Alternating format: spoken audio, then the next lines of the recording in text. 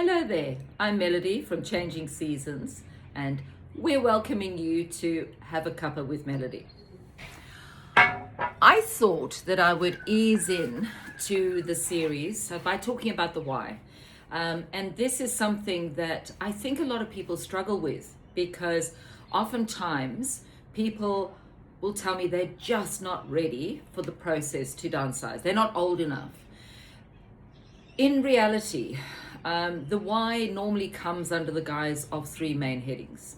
One is health, and so declining health or age-related issues. And that is if you are married, could be one or either of the spouses,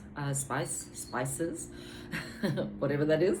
Husband and wife could have declining issues, and that might force the issue to downsize and go into a community.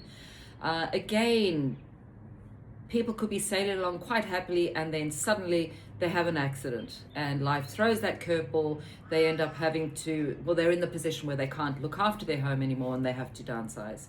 And the other one is very sad because, and we come across this a lot sadly, it's the death of the spouse. And living in that home that potentially they had lived in with their spouse for the last 52 years is something that they can no longer do. And that's another reason why people downsize. Another is well-being, and this is probably a big one for a lot of people. The home or garden just are too big, and they just can't cope anymore. As much as they love to live in that huge big 4 or 5 bedroom family house, or the up and down stairs that used to house a loving family and they have beautiful memories, they just cannot maintain it anymore.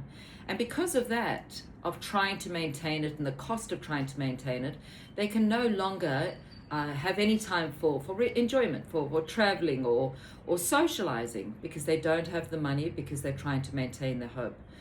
Another one is, and this again, I'm really sad to say, happens quite often, is that we have family members moving away. And so consequently, perhaps it's still a couple, a husband and wife, perhaps it's just a single person.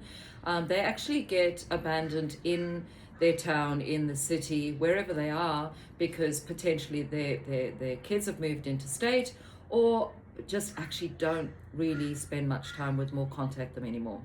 And that then results in isolation, loneliness, and unhappiness. And then the third one is financial. And it's the cost of maintaining that home gets really high, and oftentimes it's just not feasible. It's not, they can't continue with that. So they either decide to downsize into a facility, or perhaps to and we've heard this a lot, become grey nomads and do a lot of traveling. Unfortunately, ultimately, they have to settle down because one of health or well-being starts to play a part in that decision again.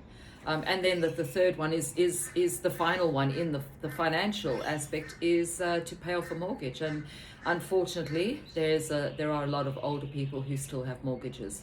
So that's my first topic covered, and it sits under the why heading in my presentation that I spoke about in the introduction, but I'm not going to follow that guideline religiously. I will really be hopping backwards and forwards as interesting topics arise.